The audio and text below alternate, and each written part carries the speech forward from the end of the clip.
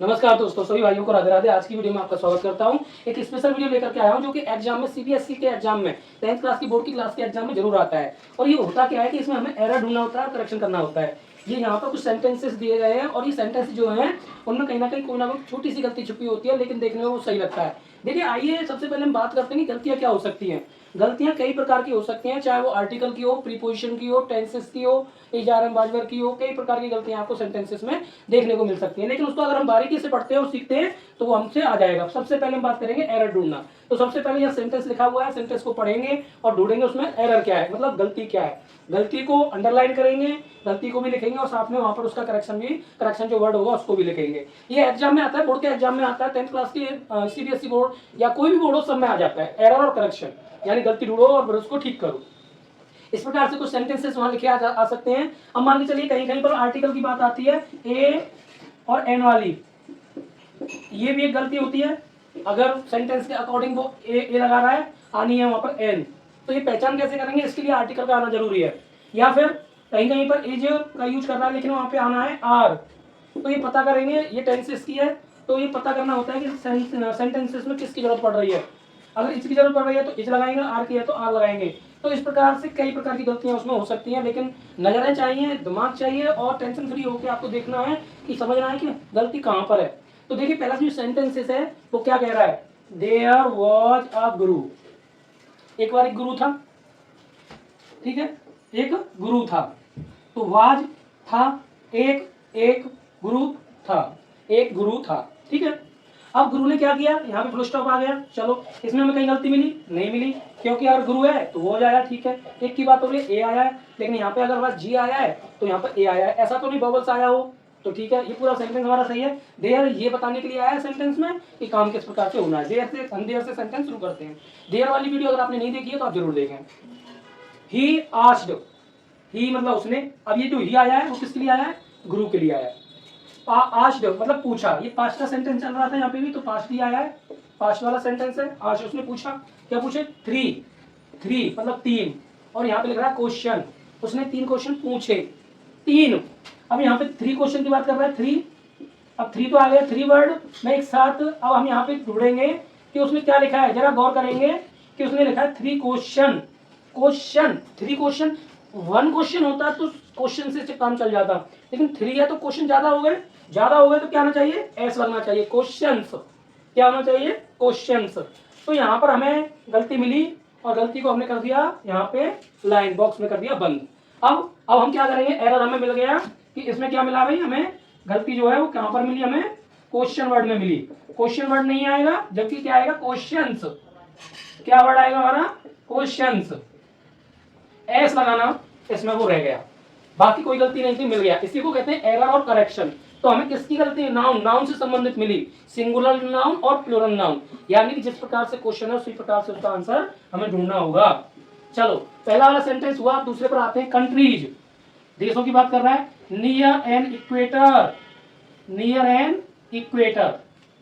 अब देखिए, ध्यान रखिए, जो कंट्रीज है वो ज्यादातर क्या है, समीप है किसके, इक्वेटर के, ठीक है। मान लिया इक्वेटर जो होता है अर्थ का एक भाग होता है, एक जगह होती है, यहाँ पर जो है ये शहर जो है, देश जो है बसे हुए। चलो मान लिया नियर है, इक्वेटर के नियर है, कंट्रीज जो है वो इक्वेटर के नियर है, आसपास है, मान लिया।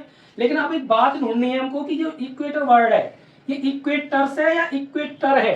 इक्वेटर्स एस लगा हुआ है, ये हमें मिल गया। लेकिन आप देखिए, इक्वेटर जो वर्ड होता है, चाहे हम कंट्रीज का नाम लिख रहे हो, रिवर का नाम लिख रहे हो, तो उससे पहले अब यहाँ इक्वेटर की बात आ गई, यानी कि यूनिक वर्ड है, और यूनिक वर्ड है तो यहाँ पर एन लगाया हुआ है उसने।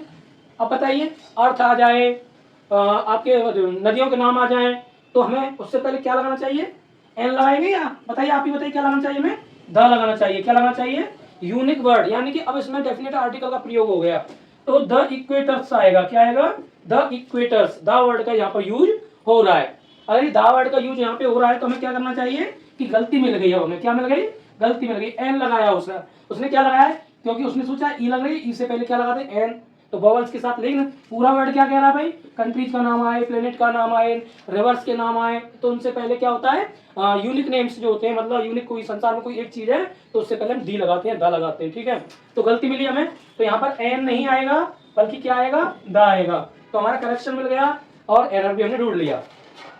तीसरे वर्ड में आप देखेंगे, तीसरी जो लाइन है, जो सेंटेंसेस है, ये ज्यादातर सीबीएसई बोर्ड में आता है, बच्चे घबरा जाते हैं और सही आंसर नहीं दे पाते। लेकिन अगर आप थोड़ा सा ध्यान केंद्रित करेंगे, कंसंट्रेट करेंगे, तो आपको गलती आपको आंखों के सामने होगी। घबराने की जरूरत नहीं है, टेंशन लेने की जरूरत नहीं है। मैं दावा करता हूं कि अगर जब भी आपके ऐसा क्वेश्चन आ जाए तो आप पूरे नंबर ला सकते हो, क्योंकि ये कोई खास या बड़ी कोई चीज इसमें ऐसी नहीं होती जो मिसिंग हो। छोटी छोटी चीजें होती हैं जो ग्रामर से जुड़ी होती हैं। तो देखो यहाँ आ गया लेटर, क्या आ गया लेटर, राइटिंग, एज। यहाँ तक कोई गलती मिली? एक लेटर की बात हो रही है, राइटिंग लिखने की बात हो रही है, एज आया, ठीक है। उसके बाद आया ए, और उसके बाद आया असेंशियल स्किल। असेंशियल स्किल का मतलब कौशलता, महत्वपूर्ण वाली, माहिर, महारत होना। मतलब लेटर में अगर कोई लेटर लिख रहे हैं तो लेटर लिखने के लिए हमें क्या चाहिए? कौशल होना चाहिए, कौशलता होनी चाहिए हमारे साथ। और कैसी? एसेंशियल वाली। कैसी होनी चाहिए? एसेंशियल। तो ये ई वर्ड से शुरू हो रहा है, ई डबल एस। तो देखो हमें यहाँ पे गलती क्या मिली कि जो एसेंशियल की बात कर रहा है, लेटर की बात कर रहा है, तो अब आप बताइए, ई से शुरू हो रहा है, वॉवल से शुरू हो रहा है ना। अब लेटर में यहाँ पे उसने क्या बताया? ए लिखा है, वर्ड क्या लिखा है? ए। और इससे पहले, ई से पहले क्या आना चाहिए?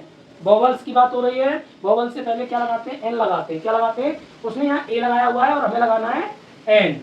An essential skill. तो ये गलती हमें मिल गई। अब हम आप देखिए, हमने ज्यादा कुछ सेंटेंस में कुछ नहीं किया, बस गलती को ढूंढा और उसको सही कर दिया। अगर आप चाहते हैं कि एरर और करेक्शन की वीडियो आपको अच्छी लग रही है तो लाइक जरूर करें, और समझने में कुछ अच्छा मिल रहा है तो जरूर करें। मैं दावा करता हूं कि आपके बोर्ड के एग्जाम में आने वाले अगर ऐसे कोई सेंटेंस आ जाते हैं एरर या करेक्शन से जुड़े हुए, सीबीएसई बोर्ड हो, यूपी बोर्ड हो, एनसीईआरटी जो भी सिलेबस है, सब में आ जाते हैं गलतियां ढूंढने के लिए, तो इस प्रकार से ही ढूंढे जाते हैं। अर्थ निकालो और ढूंढो। क्या ढूंढो? कैसी परेशानी हो सकती है? अभी बताया था, आर्टिकल की हो सकती है, चलो कोई बात नहीं, डेफिनेटली आर्टिकल की हो सकती है, इजारम की हो सकती है, नाउन की हो सकती है, प्रीपोजिशन की हो सकती है, कंजक्शन की हो सकती है। ये छोटी छोटी बातें होती हैं जिनका हमें ध्यान रखना आवश्यक है। तो देखिए अगले सेंटेंस में क्या कह रहा है? मैन, आदमी की बात हो रही है, मैन, और यहाँ पे आ गया हैज, मैन हैज। अब यहाँ पे उसने लिख दिया लर्न, लर्न लिख दिया, लर्न। अब आप बताइए, हैज के साथ जब हैज आ जाता है तो कौन सी वर्ब की कौन सी फॉर्म आती है? सेकंड, थर्ड फॉर्म आती है। तो थर्ड फॉर्म हमें यहाँ पर गलती क्या मिली भाई? उसने लिखा है लर्न, और जब हैज या हैज आ जाए तो हमें कौन सी फॉर्म लगानी होती है? थर्ड फॉर्म लगानी होती है। तो हमें क्या लिखना है? लर्नट लिखना है। तो हमें यहाँ गलती मिली कि नहीं मिली? टू कम्युनिकेट इन ए, मतलब कोई आदमी जब बातचीत करता है तो वो क्या करता है? उन्हें चीजों को याद करता है, सीखता है ना। तो सबसे पहले हैज के साथ हैज या हैव जब भी आपको मिले तो आपको वर्ब की थर्ड फॉर्म लगानी है।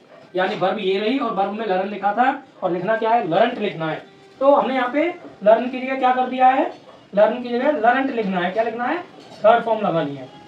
तो एरर और करेक्शन का पहला जो मैंने बताया ना कि वर्ब की भी गलती हो सकती है ग्रामर पार्ट में। अगले सेंटेंस में देखो, ऑफ ऑल दी पीपल, यानी ये पूरा सब्जेक्ट है। क्या कर रहे हैं?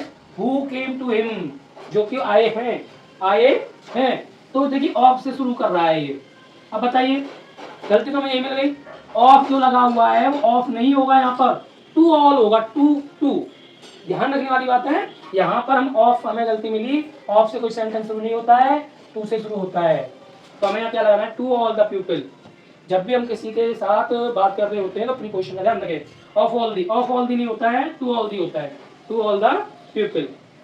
अब देखिए यहाँ एक अकबर, अकबर एक राजा है, द ग्रेट मुगल इम्प्रेस। अब देखिए इम्प्रेस कैसे हो जाएगा? यही गलती मिल गई, यही गलती मिल गई। राजा को रानी बना रहा है, इम्प्रेस कर रहा है वो। और जबकि हमें क्या लिखना है यहाँ पे? इम्परर। क्या लिखना है? इम्परर। तो हमें गलती मिल गई। क्या लिखना है हमें यहाँ पे? EMPRES। इसको ये गलती में ढूंढ लिया हमने। तो हमें यहाँ लिखना है इम्परर। क्या लिखना है? इम्परर, इस प्रकार से। तो शासक की बात हो रही है, शासक मतलब राजा। अकबर जो है वो ग्रेट, एक महान मुगल राजा है, बात हो रही है मुगल राजा की। इम्प्रेस लिख रखा है, मतलब जेंडर चेंज किया हुआ है, ये भी गलती है, ये ढूंढना था हमको और जाते ही मिल गई। अब देखिए यहाँ पे अगला सेंटेंस हमसे क्या कर रहा है? ही वाज ऑनेस्ट, क्या है वो? ईमानदार है। बट ड्यूटीफुल, ईमानदार है और ड्यूटीफुल है, मतलब लेकिन ईमानदार तो है। अब जब ईमानदार होगा तो कर्तव्यनिष्ठ होगा, ड्यूटीफुल का मतलब क्या है? कर्तव्यनिष्ठ। अब बट लगा दिया उसने, क्या लगा दिया? बट। लेकिन ईमानदार भी है, लेकिन क्या है? कर्तव्यनिष्ठ है। लेकिन क्यों आएगा भाई? लेकिन नहीं आएगा ये, लेकिन यहाँ पर हम क्या लगाएंगे? अगर बट आ रहा है तो अब देखिए बट क्या करता है? दो चीजों को अलग करता है। क्या करता है? अलग करता है। और हमें यहाँ पर दोनों चीजों को जोड़ना है, कंजक्शन। तो बट की जगह पर हमें क्या लगा देना है? एंड लगा देना है। वह कैसा है? कि ईमानदार है और कर्तव्यनिष्ठ है। तो बट की जगह पर क्या लगाना है? एंड लगाना है। क्योंकि दोनों चीजें क्या है? एक तो ऑनेस्ट वर्ड है, ड्यूटीफुल है। दोनों वर्ड क्या दर्शा रहे हैं? काम को दर्शा रहे हैं, उसकी ईमानदारी को और उसकी कर्तव्यनिष्ठा को दर्शा रहे हैं। और उसने बट लगा करके दोनों चीजों को अलग कर दिया। अलग क्यों कर रहा है भाई? क्योंकि जब एक ही आदमी दोनों काम कर रहा है, वो ऑनेस्ट है और कर्तव्य के साथ काम कर रहा है, तो वट नहीं लगेगा, क्या लगेगा, एंड लगेगा। तो हमें यहाँ पे वट को हटाना है और एंड को लगाना है। तो आपने देखा यहाँ पर हमें सारी गलतियां जो है वो किससे जुड़ी हुई मिली।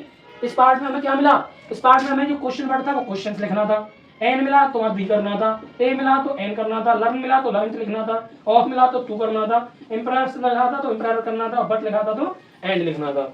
तो देखिए छोटी छोटी गलतियां हैं, आपने देखा कि ज्यादा नहीं है। किसकी गलतियां मिली, नाउन की मिली, वर्ब की मिली, कंजक्शन की मिली, आर्टिकल की मिली। तो इस प्रकार की गलतियां मिलती हैं और यही एरर होते हैं और इनको ही सही करवाता है बोर्ड। कहता है कि आप में कितनी ग्रामर की कितनी मतलब आपके अंदर कितनी काबिलियत है कि ग्रामर का जो पार्ट है आप उसको पूरा कर सकते हैं। आराम से ढूंढिए, मेहनत करिए, ज्यादा पूरा टाइम मिलता है बोर्ड के पेपर में आपको, और ऐसी गलतियां आसानी से ढूंढी जा सकती हैं और पूरे नंबर लाए जा सकते हैं। तो देखिए आज की वीडियो आपको कैसे लगी, आपको ये जरूर बताना है, अपनी राय जरूर देनी पड़ेगी आपको, ताकि मैं ऐसी ही वीडियो बनाने के लिए आपके लिए समर्पित हो जाऊं। क्योंकि अगर बच्चे मुझसे कुछ सीखता है और ये बच्चे के काम आती है, किसी के काम आती है, बोर्ड एग्जाम में काम आती है, तो ये वीडियो सबसे ज्यादा हेल्पफुल बनेगी आपके लिए, मतलब आपके लिए काम करेगी। तो आज की वीडियो कैसी लगी अपनी राय कमेंट में दें। धन्यवाद।